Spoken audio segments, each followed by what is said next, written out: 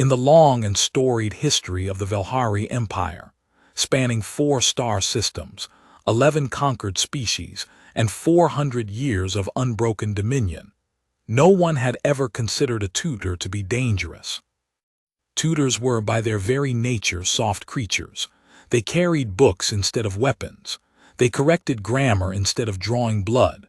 They occupied the quiet corridors of palace life the way furniture occupied a room, present, useful, entirely unremarkable. The Velhari court had employed tutors for centuries. Grand tutors who wore robes and carried carved learning staffs. Junior tutors who hovered in doorways and delivered reports on a student's mathematical progress.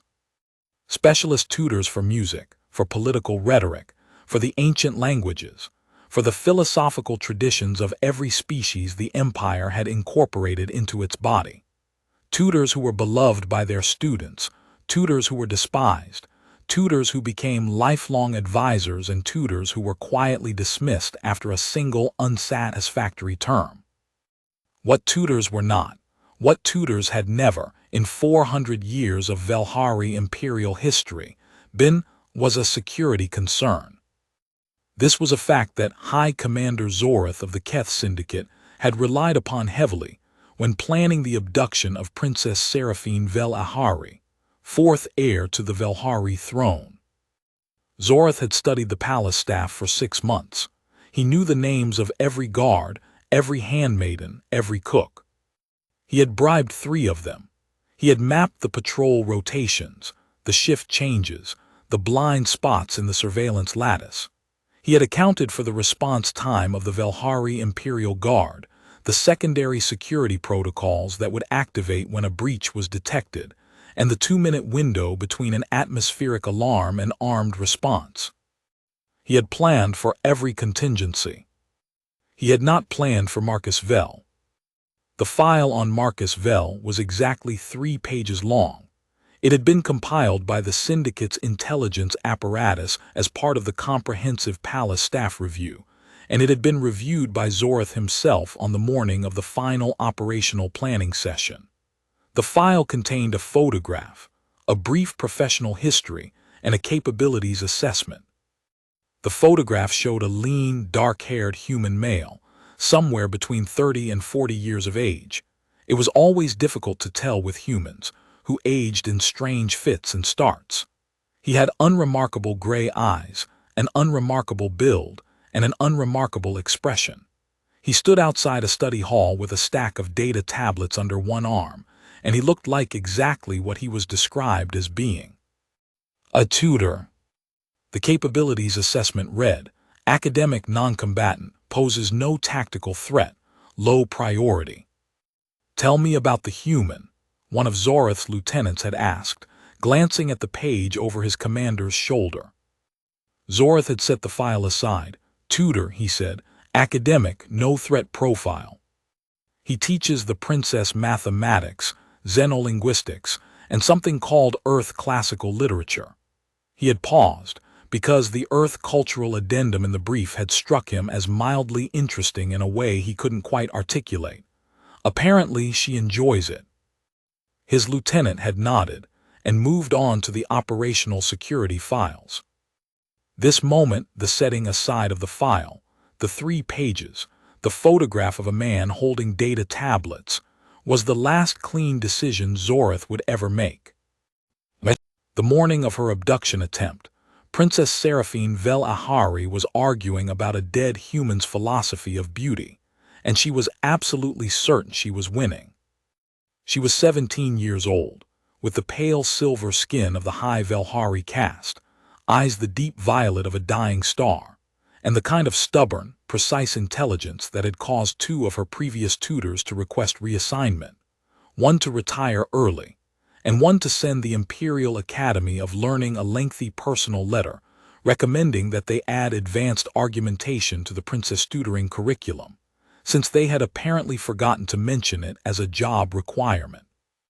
She sat cross-legged on her study couch, a posture that would have given the court's protocol mistress a full cardiac event if she'd seen it, with a data tablet balanced on one knee, and the expression of someone who has found a very good flaw in someone else's reasoning and intends to deploy it shortly. Across from her, in the narrow chair that was technically too small for his frame, Marcus Vell was reading. He read the way he did everything, with complete attention and no unnecessary performance of that attention. He turned pages when he reached their end. He did not sigh. He did not clear his throat or adjust his posture to signal that he was about to make a point. He simply read, and Seraphine had learned, over 2 years of daily lessons, that the stillness of his reading was one of the most comfortable things she had ever sat near, which was either a profound truth about companionable silence or a slightly alarming thing to feel about her mathematics instructor.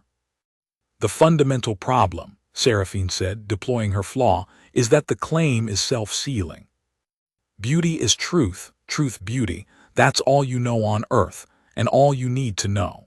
It forecloses any possibility of counterargument because it defines the terms within itself. A Velhari logician would call that an enclosed syllogism and refuse to engage with it. Marcus turned a page. A Velhari logician would be wrong, he said pleasantly. On what basis? On the basis that the poem isn't making a logical argument, it's making a human argument. He looked up then, and she was struck again, as she always was when he actually looked at her rather than at a text, by how directly he did it. Most people who interacted with her in a professional capacity had developed a slight offset to their gaze, not avoidance exactly, but a careful sliding away from direct eye contact, as if looking at her too straight might be presumptuous. Marcus Vell had never once demonstrated this tendency. He looked at her as if she were a person whose face was useful information. "There's a difference," he said. "Explain the difference." A logical argument invites you to test its premises. A human argument asks you to recognize something you already know. He set his tablet down on his knee. When Keats says beauty is truth, he's not presenting a theorem. He's describing an experience that he's betting you've also had a moment where you encountered something beautiful and it felt like clarity. Like the world had briefly revealed its actual shape. Seraphine considered this. It was, she acknowledged privately, a reasonable distinction. He was dying when he wrote it, she said, because she had read the biographical notes. Yes, 25 years old, knew he had months. And he spent some of those months writing this. He spent most of them writing, yes. Marcus paused. That's the part I find worth paying attention to, not the argument. The fact that a dying 25-year-old human thought the most important thing he could do with his remaining time was find the right words for what he'd felt when something was beautiful. He thought that mattered. He staked what was left of his life on the idea that naming beauty correctly was a thing worth doing. The study hall was quiet for a moment. Outside the long viewport, the station's outer ring rotated slowly against the backdrop of the star field, familiar as a habit, the slow clockwork of it always present at the edge of awareness. "That's," Seraphine started, and then stopped, because what she'd been about to say was that's very human of him, and she wasn't sure anymore whether that was accurate as a descriptor, or whether she'd been using it as a kind of shorthand for something she didn't fully understand. "What does that mean, to your tradition? Deciding to name things correctly before you die?" "It's not just a tradition," Marcus said. "It's more like a compulsion. Humans have been naming things for as long as we've existed. Walls covered in handprints, in bison drawn with charcoal, in every language humans have ever spoken or written. We seem to have a deep need to point at the world and say, 'This is real, I was here, I saw this, it mattered.'" He looked at the text again briefly, then back at her. Keats was just particularly good at it. Seraphine opened her mouth to respond. She had something building, about the relationship between the Velhari concept of ethic permanence and the human insistence on testimony, and she thought it might actually change the shape of the argument they'd been having for the last 20 minutes, when the study hall door opened. 2 palace guards entered. Seraphine's initial response was mild irritation. Interruptions during lessons were infrequent but not unheard of, and they always derailed whatever momentum the lesson had built, which was particularly vexing when she was on the verge of a good point. She registered several things in the first 2 seconds. The guards were unfamiliar, but palace staff composition changed regularly across shifts, and she had never made a project of memorizing faces. Their credentials scan should have been verified by the door system, which meant they were either legitimately cleared or someone had interfered with the verification system. They were moving toward her rather than stationing themselves at the door, which was not standard protocol for a routine welfare check. The slight wrong note in the Velhari of the first one who spoke, consonants formed in a mouth that had been shaped by a different first language, the accent of the outer colonies or something adjacent.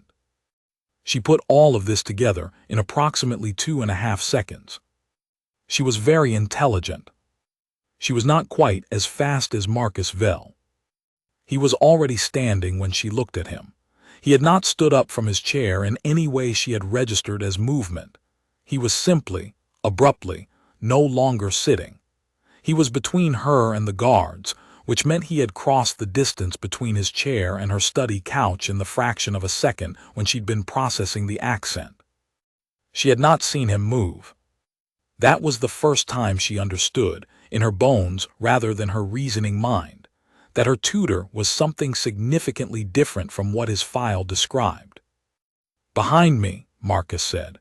His voice was exactly the same as it always was, calm, even, focused on the relevant task. The same voice he used to tell her that her 4th century Keth idiom needed work. "Marcus. Behind me, Your Highness." She moved. Later, in the months and years after, when the incident became a case study in the Velhari Imperial Security Academy's threat assessment curriculum, when the Interstellar Crimes Tribunal referenced it in 3 separate rulings about the classification of human diplomatic personnel, when it was discussed in hushed and somewhat disbelieving tones by intelligence analysts across 4 star systems, there would be significant academic debate about the exact sequence of events in the study hall. The surveillance footage had been cut at the source. The 2 guards, both of whom survived, which itself became a subject of analysis, gave fragmented and contradictory accounts. The only comprehensive witness was Princess Seraphine herself, and her debrief, while thorough, was colored by the fact that she had been standing approximately 6 feet behind the action and hadn't had a clear sightline to most of it. What everyone agreed on was the outcome. 2 trained Keth Syndicate infiltration operatives, carrying concealed neural disruptors and with confirmed tactical training certifications, were incapacitated in approximately 11 seconds by a single human male who had been holding data tablets 30 seconds before they entered the room. Neither operative had managed to fire a shot. Neither had landed a blow. One woke up 2 hours later with a dislocated shoulder, a mild concussion, and a profound lack of memory covering the relevant 11 seconds. The second woke up 4 hours later with 2 broken fingers on his weapon hand, and the distinct understanding that the angle at which his arm was currently positioned represented a direction that arm was not designed to travel.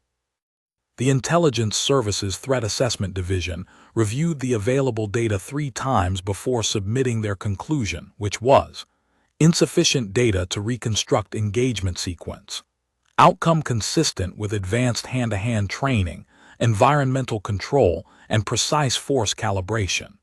No excess force was used. The efficiency of the incapacitation suggests the individual in question has significant experience making decisions about exactly how much force is required to produce a specific outcome. The phrase significant experience making decisions about exactly how much force is required was one that haunted the dreams of several Keth Syndicate planners for some time after. Princess Seraphine, sitting across from the intelligence debrief officer 3 hours after the incident, described her experience of those 11 seconds with the forensic honesty that was her most consistent quality. "I heard impact sounds," she said. "I heard the sound of one of them, the second one, I think, hitting the wall. There was a sound that I believe was a joint under stress. And then it was quiet. And during this, Your Highness, where were you?" "Behind Mr. Vell, as instructed." "Were you frightened?" She considered the question carefully because it deserved careful consideration. "I was frightened for approximately 1 second when I first understood that the guards were not palace staff," she said. "After that, no." The officer looked at her. "Why not?" She thought about Marcus's voice saying behind me, steady and precise as a calculation that had already been run and found satisfactory. She thought about the way he had moved, not fast in the way that frightening things were fast, with the sense of momentum becoming threat, but fast in the way that certainty was fast, decisive, and complete. "Because he sounded like someone who already knew how it was going to end," she said. She did not mention the look she'd caught on his face in the 2 seconds before he moved. She wasn't ready to describe that yet. It was something she was still examining, the way you examine something fragile and valuable you'd found unexpectedly, carefully, from multiple angles, without letting anyone else see you doing it. Part 2. The Education. What the Keth Syndicate learned about Marcus Vell in the 2 weeks following the study hall incident arrived in stages. The first stage was the surface record, which was clean and entirely consistent with his stated background, an academic, multilingual, with an excellent professional record across 4 years of private tutoring to noble Velhari families. Positive recommendations from every employer. No disciplinary record.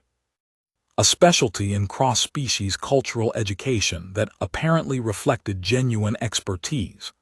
The Velhari pupils he'd taught before the royal appointment had made measurable academic progress in areas outside his formal brief, which suggested that his teaching was effective in ways that extended beyond his stated subject areas. The second stage arrived via a more aggressive data inquiry, and it was more interesting. Before his academic career, Marcus Vell had spent 9 years in an Earth organization that the Syndicate's translation apparatus rendered as Special Tactical Response and Reconnaissance. The Keth Intelligence Division had a lengthy file on Earth's military infrastructure, but this particular organization had no clear equivalent in any known systems force structure. It appeared to function simultaneously as a special operations unit, an intelligence-gathering arm, a diplomatic security corps, and what the Syndicate's analysts could only describe as a response force for situations that didn't fit any established category. The human's own files, where accessible, used the phrase complex environments repeatedly, a phrase so broad as to be nearly meaningless, which the analysts took to mean it covered a great deal that the humans had decided not to be more specific about.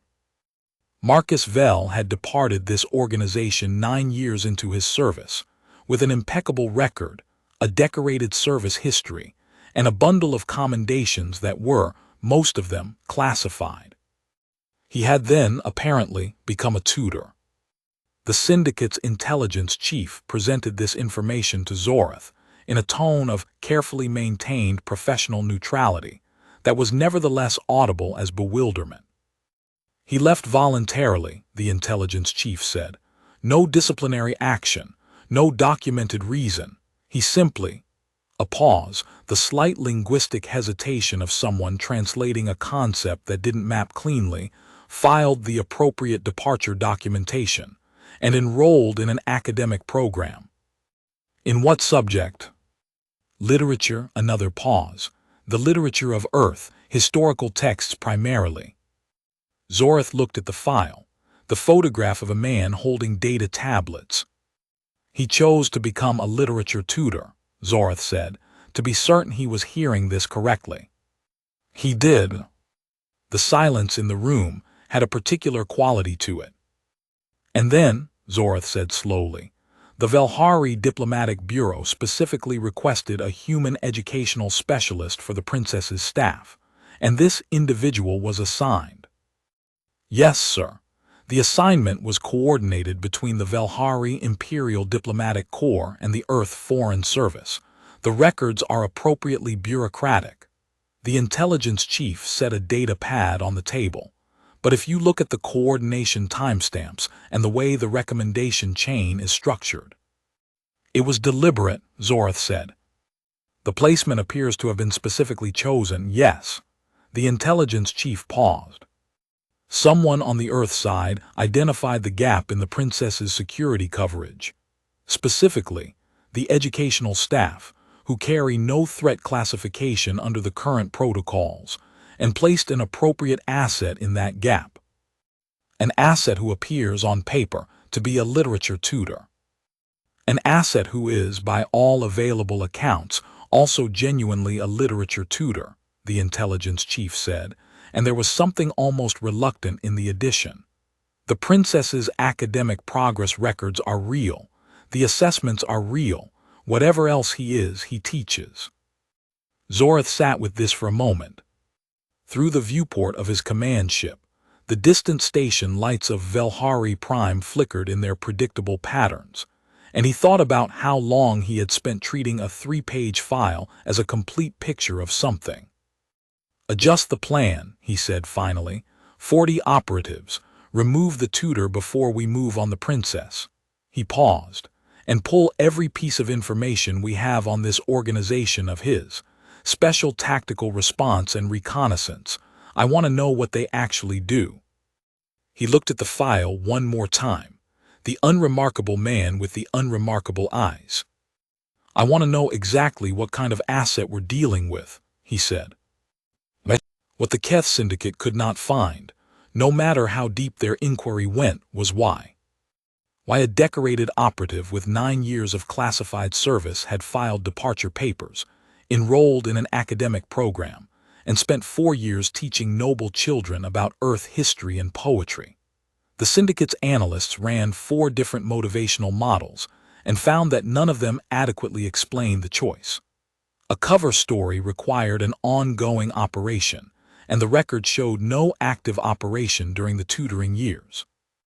Burnout was the human term for a kind of service fatigue, but the record showed no disciplinary issues, no performance decline, no documented distress signals of the kind their analysts associated with personnel approaching operational limits.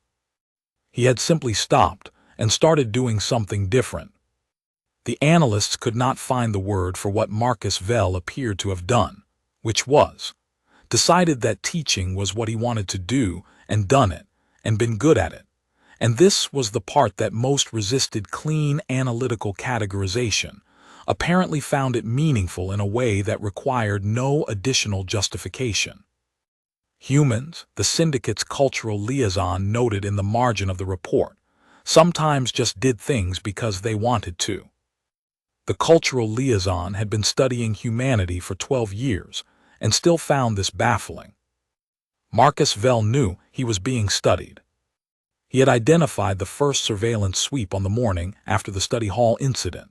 A biometric scanner positioned 2 kilometers from the palace exterior, using a frequency close enough to standard station equipment to avoid casual detection, but with a wobble in its cycle pattern that was inconsistent with the calibration standards Velhari maintenance used. It was the kind of thing you had to be specifically trained to recognize. Marcus was specifically trained to recognize it. He had also, in the days following, identified the data inquiry into his records. The inquiry had been conducted through 3 separate proxy pathways, competently done, the kind of professional-grade information security work that pointed to a well-resourced organization with real intelligence infrastructure. It had accessed his surface records completely, and his deeper records partially, stopping at exactly the level of classification that a well-resourced but not state-level actor could reach. Keth Syndicate, he had concluded, or a close equivalent. He had not reported this immediately to palace security. The study hall infiltration had required access to legitimate staff credentials. 2 operatives with clean biometric clearance, positioned at the correct time, knowing the princess's schedule accurately enough to intercept during a lesson. That level of access required inside information. Someone on the palace staff had provided it. Until Marcus had a clearer picture of who that was, sharing his assessment with palace security meant potentially sharing it with the leak. And the most dangerous outcome in this situation was not being outnumbered. It was being outmaneuvered because the opposition knew his moves before he made them. He continued doing his job. He taught Seraphine 4th century Keth political idiom, which she was genuinely absorbing at an impressive rate. He taught her the mathematical principles underlying deep space navigation route calculation, which she found dry but approached with the grim determination she brought to anything she decided to master. He taught her Earth history, Earth literature, Earth philosophy, areas she found genuinely interesting, which made the lessons run long in satisfying ways. He also, during the periods when she was working independently, made very quiet and very deliberate modifications to the palace security lattice.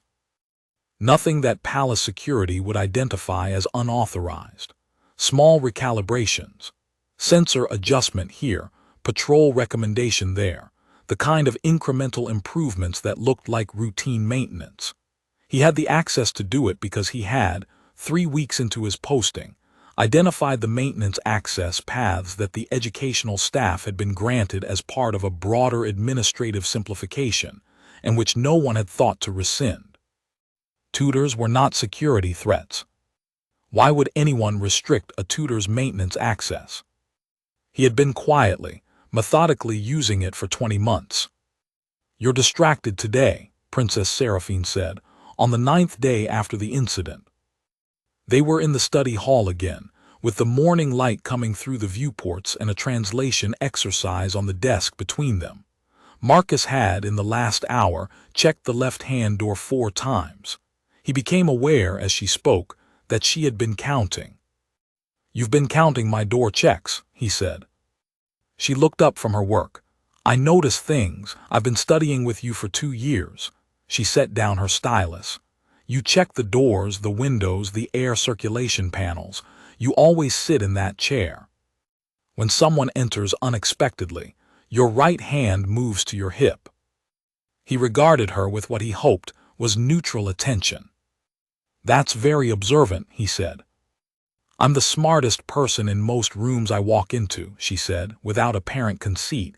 It was her accurate professional self-assessment, the way a skilled navigator would state that they were good with numbers. "And I have been paying attention to you specifically for 2 years. So," she met his eyes, "what is wrong, and when were you going to tell me?" He made a decision. He told her. He told her about the surveillance sweep, about the data inquiry, about his assessment that a second operation was being planned, larger this time, with his removal as a preliminary objective. He told her about the 2 staff members whose behavioral patterns had flagged after he'd fed them selective pieces of information and watched how those pieces traveled. He told her that Captain Aaron had been notified that morning, that the security response lattice was being recalibrated, that the 2 flagged staff members had been quietly removed from duty rotation. Seraphine listened to all of this with the stillness of someone who had been raised in a court where information was a primary currency and listening was a survival skill. When he finished, she was quiet for a moment. "You have been protecting me in ways that were invisible to me," she said. "Yes. Since the beginning of the posting. The 3rd week approximately. Once I'd assessed the structure. And you didn't tell me." It was not an accusation. It was a question, and a fair one. "You were 17 when I arrived," he said. 15 months ago. I made a judgment call that the protection was more effective if it wasn't visible to you, because anything you knew, you might inadvertently communicate, and there was already a leak in the staff structure." He paused. "I'm telling you now because the situation has changed. You're older. You've demonstrated in the study hall incident that you respond to threat accurately, and without the kind of behavioral deviation that could be read and exploited. And he stopped. Because you asked directly, he said, and I find it very difficult to be less than honest with you when you ask me directly about something. She looked at him for a moment with those dark violet eyes, and Marcus Vell, who had 9 years of training in presenting a neutral face in situations significantly more high stakes than this one, found the gaze difficult to meet and met it anyway. "When this is over," she said finally, returning to her translation exercise with the manner of someone reasserting normalcy by deliberate choice, "I want you to tell me what you actually think of Keats." "I told you what I think of Keats." "You told me what the poem means. I want to know what it means to you, specifically." She wrote a line of Keth syntax without looking up. "When we have time."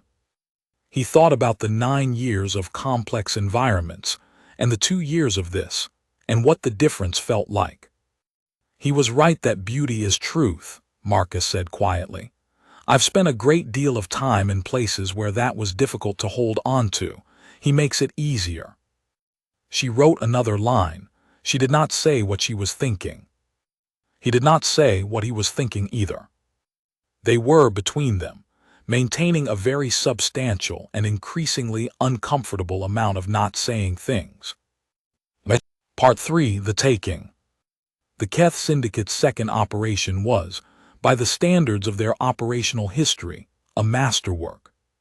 40 operatives, not 14. A multi-vector approach, not a single-point breach. 3 distinct teams with independent objectives and independent escape routes, so that the capture of any one team could not compromise the others.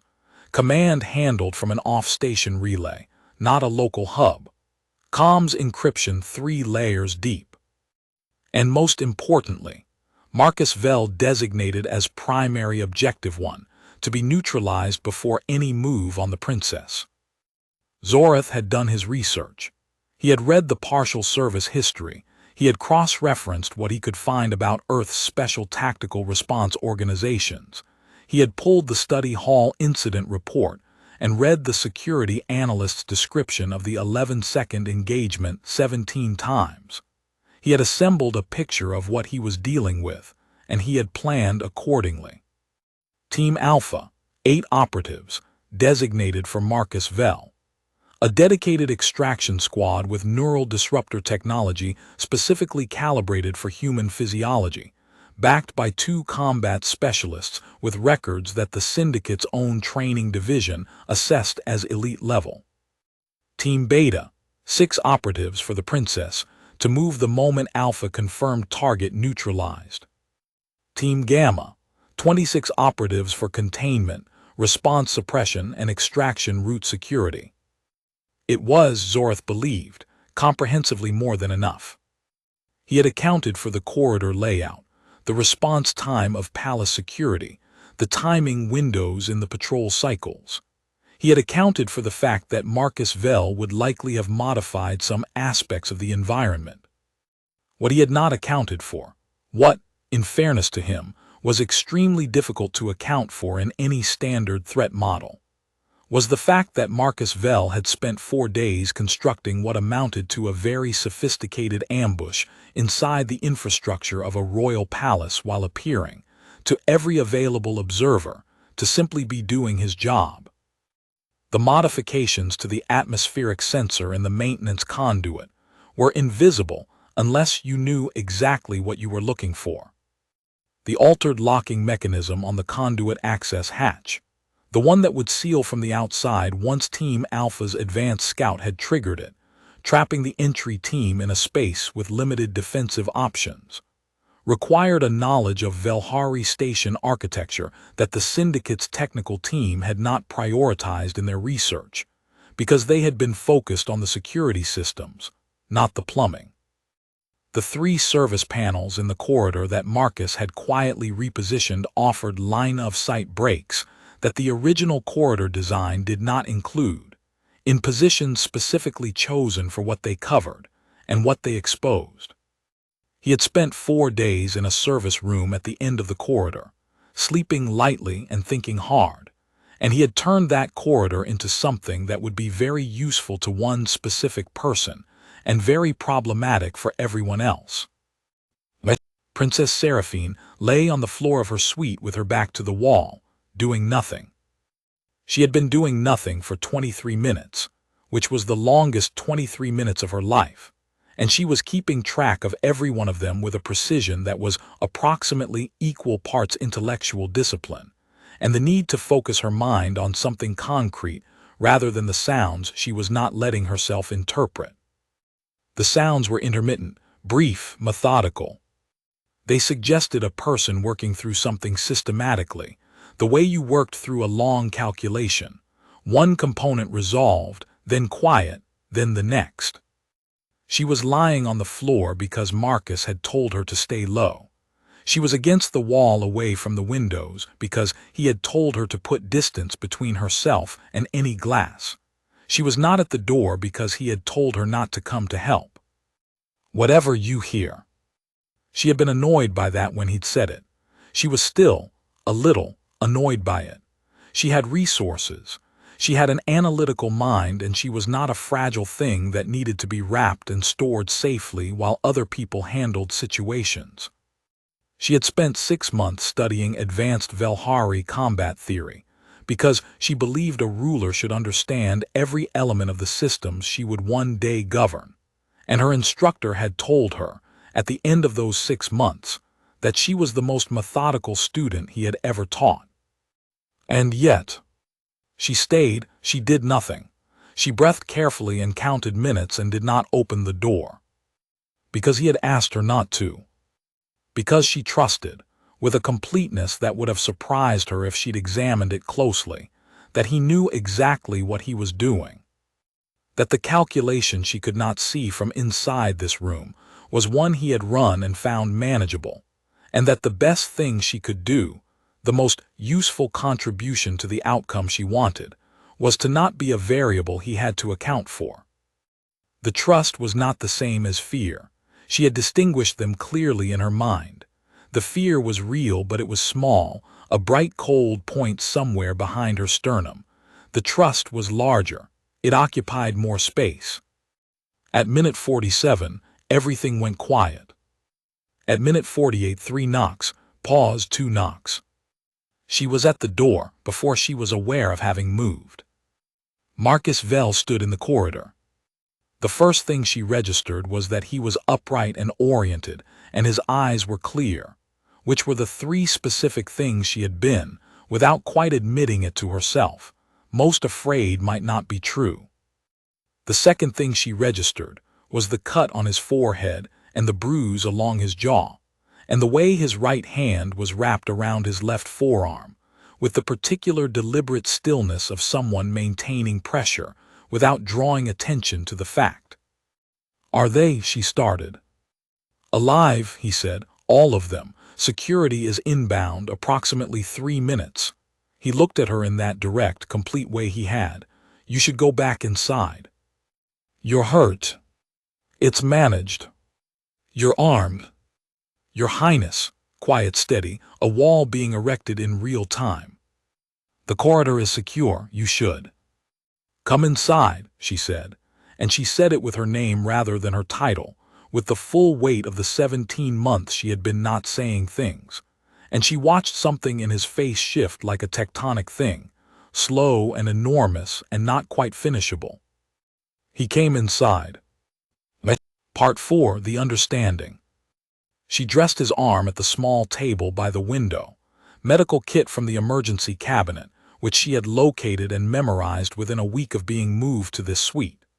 The gash was clean, a blade rather than a blunt impact, one of the Keth operatives having gotten significantly closer than the eventual outcome of the engagement suggested they'd been able to do any lasting damage with. 8 sutures, estimated. She had the kit for it. She worked without speaking for a few minutes. Marcus was still in the particular way that people who have been in significant physical situations get still. Not the stillness of rest, but the stillness of a body that has done what it needed to do and is now waiting to find out what comes next. "How many?" she said. 40 overall, 8 designated specifically for my removal. Her hands stayed steady. She had made a decision about her hands. 8. Plus the support and extraction teams in the perimeter corridors, but the immediate corridor engagement was 8. He paused, watching her work.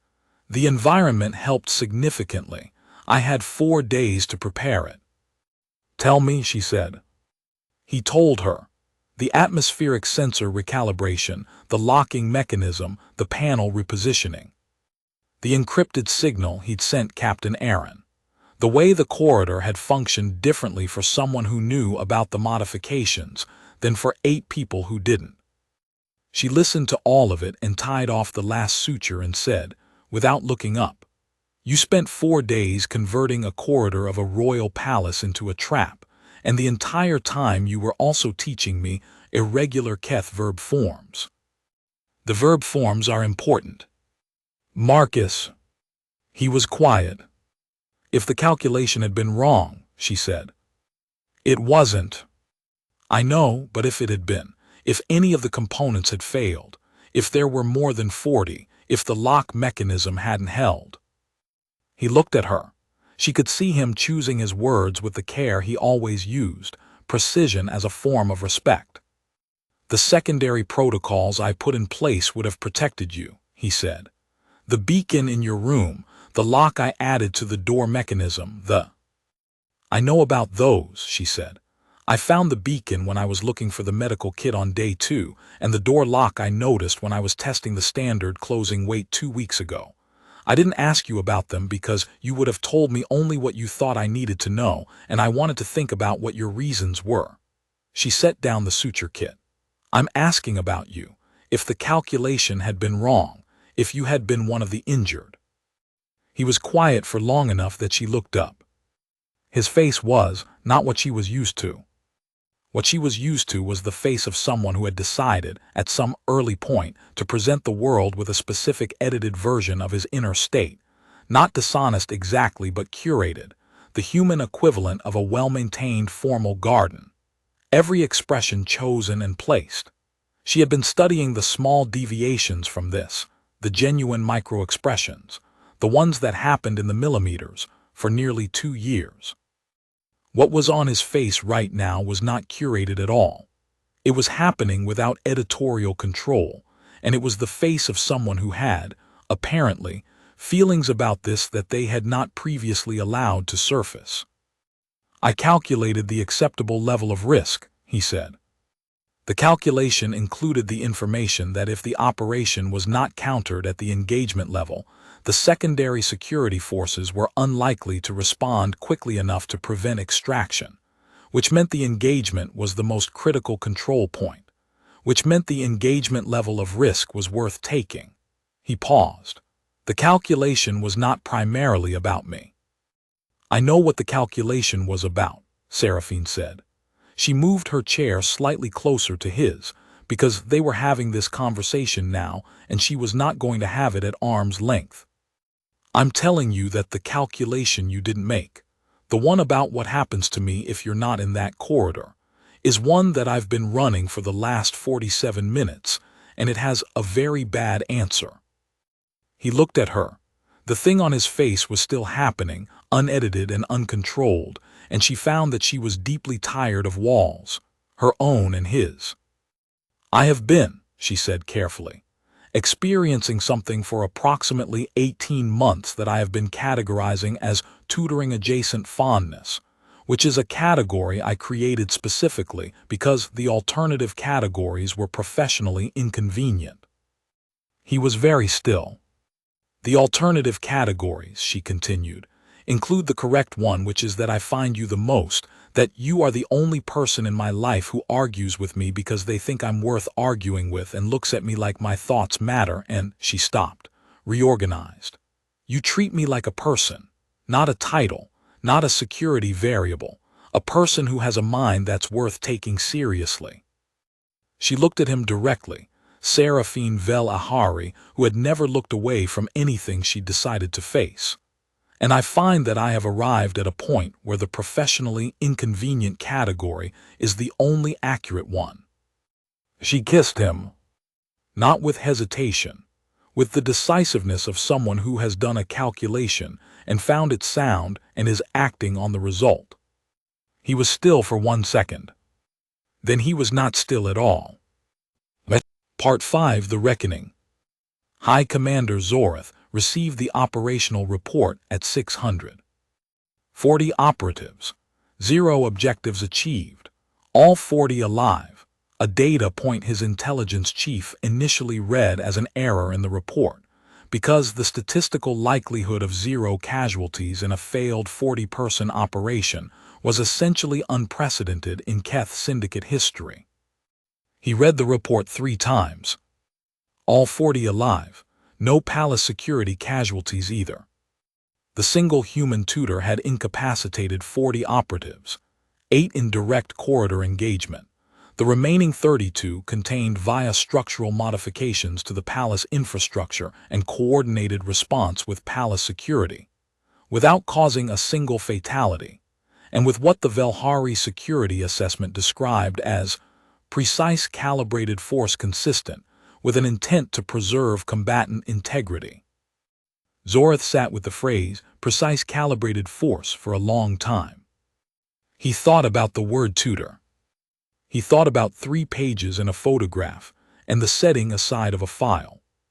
He thought about 30 years of experience and the specific experience of having believed, with complete professional confidence, that he had identified and accounted for every relevant variable, and having been wrong in a way that was going to cost him significantly. "What do we know," he said finally, "about this special tactical response and reconnaissance organization, after the additional research?" His intelligence chief set a data pad on the table. "More than we did before," he said. "Not as much as we'd like. What we can determine, they operate in what the humans call complex environments, which appears to mean situations where the threat landscape is ambiguous, where conventional force application would create more problems than it solves, where the objective requires sustained human presence rather than a single decisive action." A pause. The personnel selection criteria emphasize adaptability, the ability to function effectively across multiple roles simultaneously. "Multiple roles simultaneously," Zorth said. "Yes, sir. Their operatives are by design not specialists in a single area. They're trained to be," the intelligence chief paused, searching for the right word, "genuinely competent across a range of domains, not specialists in each domain." Genuinely competent. Zorth thought about a man who was genuinely an academic educator and genuinely capable of incapacitating 8 trained operatives in a prepared corridor, not performing one role, inhabiting both, simultaneously. "Why," he said slowly, "did no one, including me, identify this as a possibility before the first operation?" His intelligence chief was quiet for a moment. "Because," he said, and his voice was careful with the precision of someone naming a systematic failure rather than a personal one, "our threat assessment framework does not have a category for this type of asset. Our framework assumes that specialized capabilities cluster, that a trained combatant is a combatant, and an academic is an academic, and an intelligence operative is an intelligence operative, and the indicators of each role are mutually exclusive with the others." He paused. "The human model, as far as we can determine, is specifically built to contradict this assumption." Zorth looked at the photograph. Unremarkable gray eyes, data tablets, a study hall doorway. "Revise the framework," he said. "Sorry." "Revise the threat assessment framework. Any human national assigned to a diplomatic, educational, or cultural role in a protected facility is to receive the same assessment priority as armed security personnel until individual capability review is complete." He set down the photograph and flagged the file to every operational team. "If Marcus Vel is near a target, the target is not accessible. We move on." "Sir, the princess is not accessible," Zorth said. "Not while he's there. We find another way." There was a long pause. and the recovery of the 40 operatives currently in Velhari custody. They tell them nothing, Zorath said, and they will because they're professional, but the longer they're in custody, he paused. He thought about 4 days of a human rebuilding a palace corridor into an ambush while appearing to teach verb forms. He thought about the specific way that kind of intelligence, patient and architectural and completely invisible to people who weren't looking for it, worked over time. Tell the legal team to begin the extraction protocols. I want them out of Velhari jurisdiction within 3 weeks. He stood and walked to the viewport and looked at the distant lights of Velhari Prime. There was a human in that palace who had been inside Keth Intelligence's threat assessment blind spot for 2 years, building layers of protection around a princess while appearing to teach her poetry, and who had then spent 4 days converting a corridor into a trap while appearing to teach her grammar. Zorath was, despite himself, almost professionally impressed.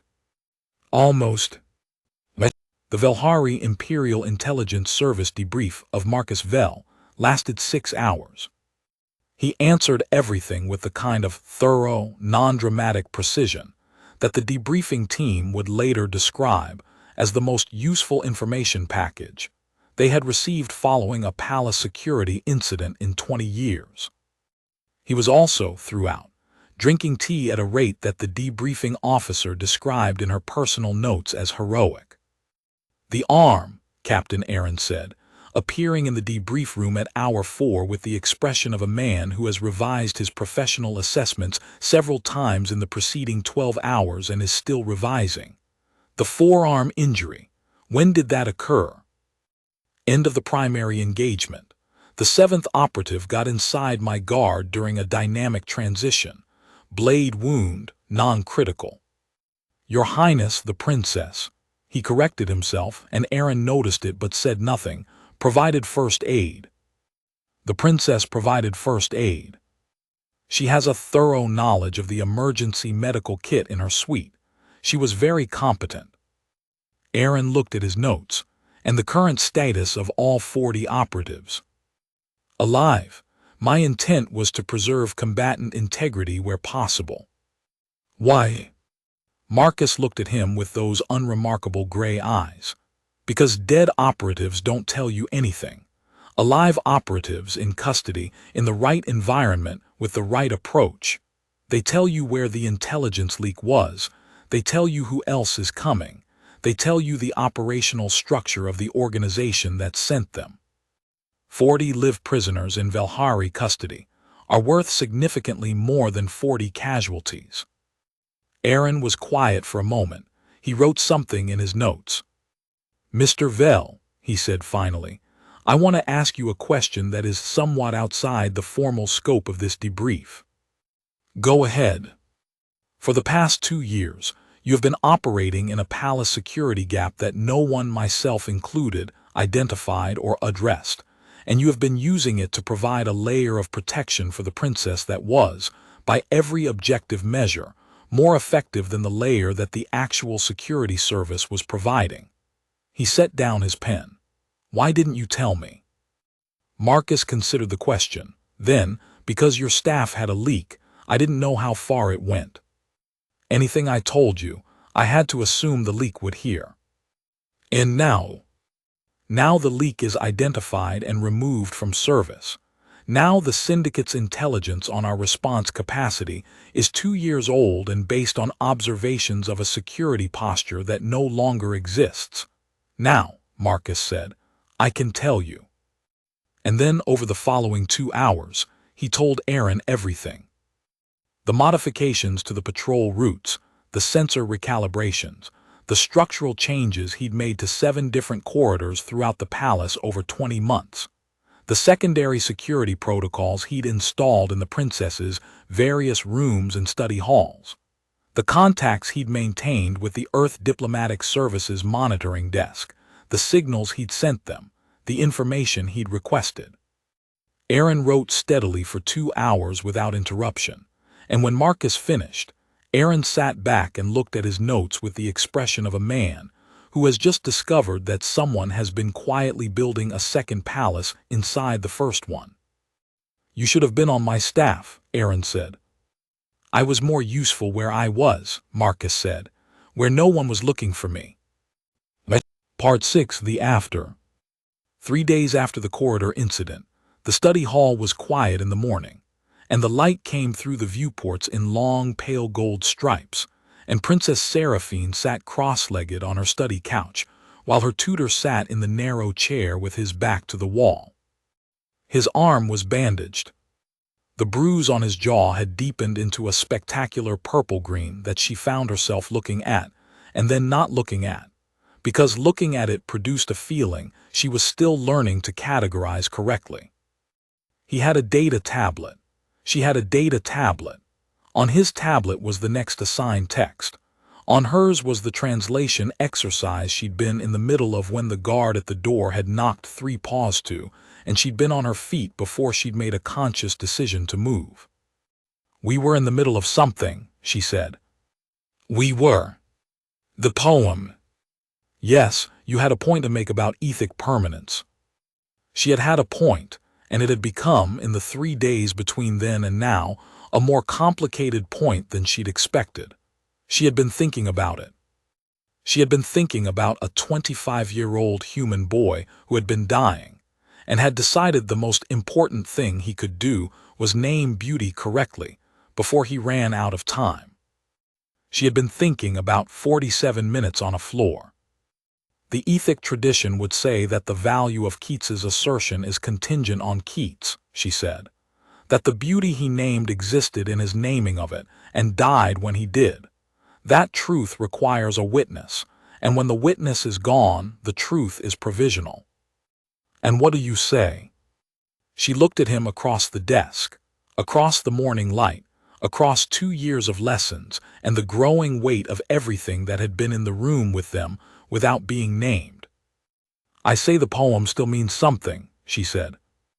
"I say we're here having this conversation about a 25-year-old who died 200 years ago on a planet I've never visited, and what he thought about beauty is still in the room with us. That's not contingent. That's," she stopped, reached for the right word and found it.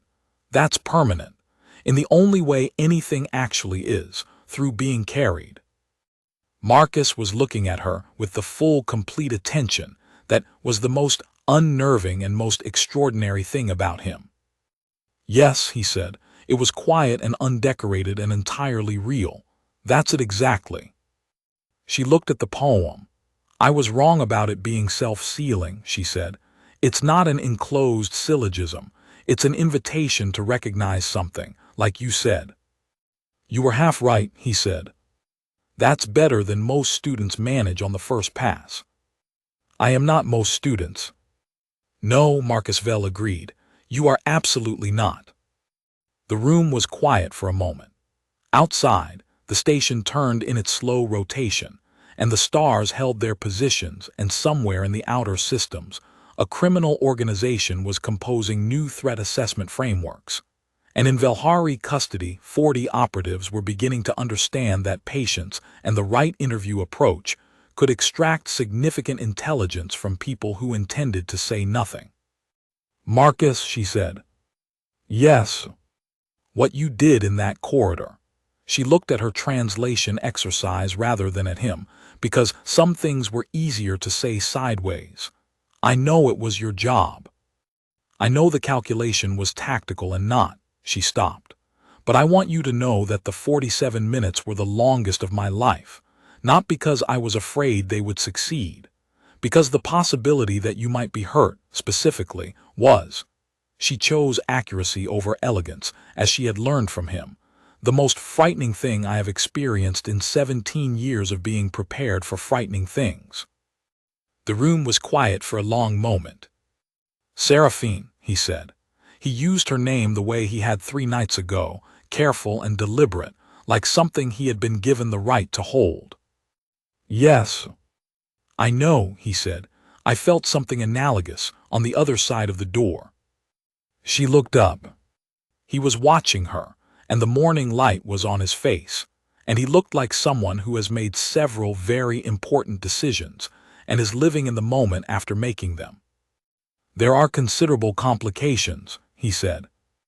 I've handled the considerable complications, she said. My mother has been briefed. The Earth consulate has been consulted. Captain Aaron has been provided with a full accounting of your qualifications and service history, which he found, she paused, educational. He made a sound that was very close to a laugh. She had not heard him laugh very often. She intended to change that. You have been very efficient, he said.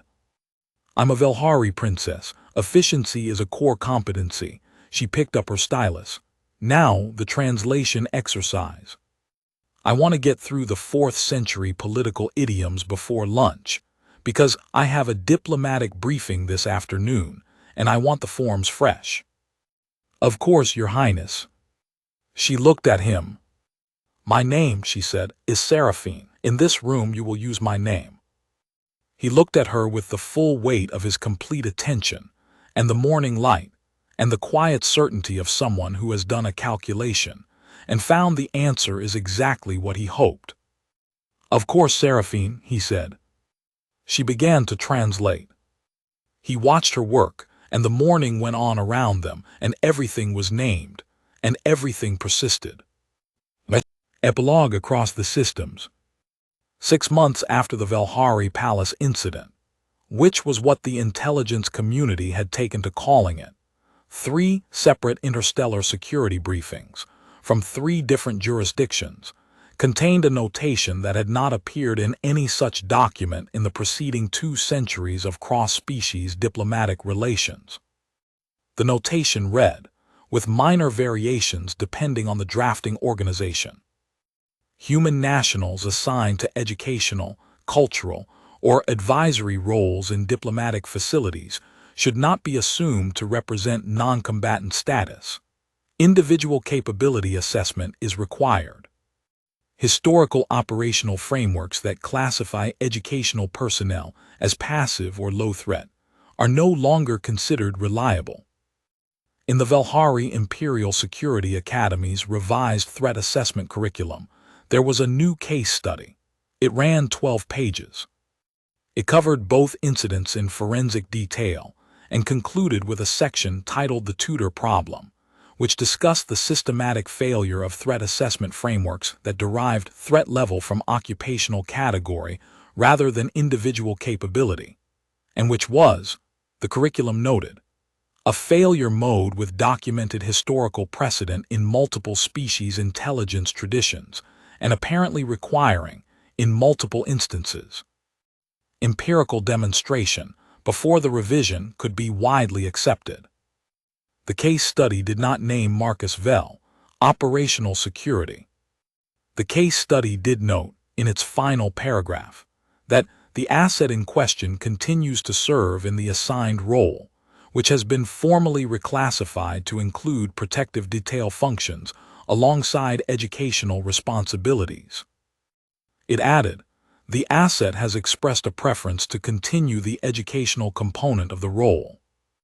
And then, because the intelligence official who drafted the case study had a dry and particular sense of humor, the assessment of the Imperial Academy Review Board is that the educational component remains, by all available evidence, genuinely the point.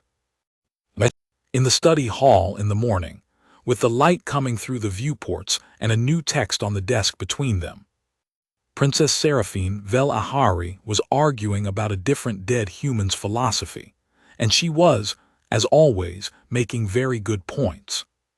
Her tutor was arguing back. Outside the viewports, the stars held their ancient positions. Everything that had been named persisted. End. Story metadata. Title: The Princess Got Kidnapped. Her tutor got lethal. Channel: HFY Princess Queen Romance. Seed Film: Invader 1992. Seed Extraction: Paranoia Sleeper Agent hidden in plain sight / nobody suspects the quiet one / mask-off reveal / infiltration. The dangerous one is already inside. HFY Core: Humans assigned to soft roles are the most dangerous people in any room. They teach and protect. Romance arc. Slow burn, 18 months unspoken. Right arrow crisis clarity, right arrow complications, removed right arrow named. Duration. 60 plus minutes at 160 WPM. Language English. Story stats. Protagonist Tutor, Marcus Vel, human male. Exerth special tactical response, now royal tutor. Princess Seraphine Velahari, alien Velhari. 17, extremely intelligent, stubborn, private. Villain High Commander Zorath, Keth Syndicate. Setting Space Station Velhari Prime, Royal Palace study halls and corridors. Threat level 40 Keth operatives, 2 operations combined. HFY beat. All 40 alive. Marcus chose preservation over destruction throughout. Additional scene, the night before. Inserted between Part 2 and Part 3, the 4-day preparation period. On the third night of the 4-day preparation period, Marcus Vel sat in the service room at the end of the princess's residential corridor and thought about Keats. The service room was small.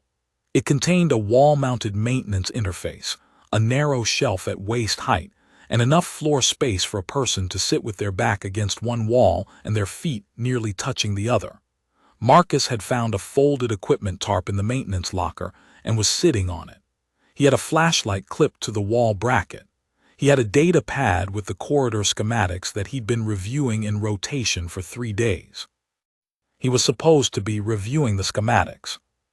He was, instead, thinking about what Seraphine had said about Keats's truth claim, that it was self-sealing, that it foreclosed counter-argument by defining its terms within itself. She had been wrong about that, as he'd told her, but she had been wrong in the way that very intelligent people were wrong, by making a good argument for the incorrect position, which was categorically different from simply missing the point. The correct position, that the poem was not a logical argument but a human argument, an invitation to recognize, was one he had not articulated to her as well as he could have. He had gotten there eventually in the lesson, but he had felt the gap between what he'd said and what he'd meant. He had wanted to say, "This is what it feels like to be human and encountering something beautiful," the specific feeling of the world briefly revealing its actual shape. He had said that technically, but he hadn't conveyed the weight of it.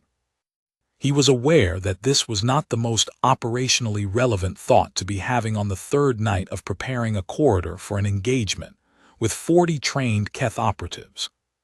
He was also aware, with the clarity that came from being in a small room with nothing to do except think, that the thought was connected to a set of others that he had been choosing not to examine directly for approximately 18 months. The set of thoughts was as follows. He had taken this posting because it was a legitimate assignment with a legitimate operational purpose, and the tutoring component was also legitimate, and he was good at both things, and it was, in the context of his career, a reasonable and arguably optimal deployment of his capabilities. He had kept taking this posting, and kept doing it well, and kept staying because of Seraphine. Not because of the protection requirement, which was real but which any number of other qualified individuals could have handled. Not because of the teaching, which was rewarding and which he could have found elsewhere. Because of her specifically. Because she had, starting at approximately the 3-month mark and accelerating consistently thereafter, become the most interesting person he had encountered in 32 years of encountering people. And he had not managed to become less interested as time went on. She argued about everything. She was wrong about some things and right about more things, and she knew the difference. She knew when she was wrong, which was rarer than knowing when you were right. She looked at the world with a kind of hungry, precise attention that reminded him, uncomfortably and accurately, of the way he looked at things. She had noticed that he checked the doors and was counting how often.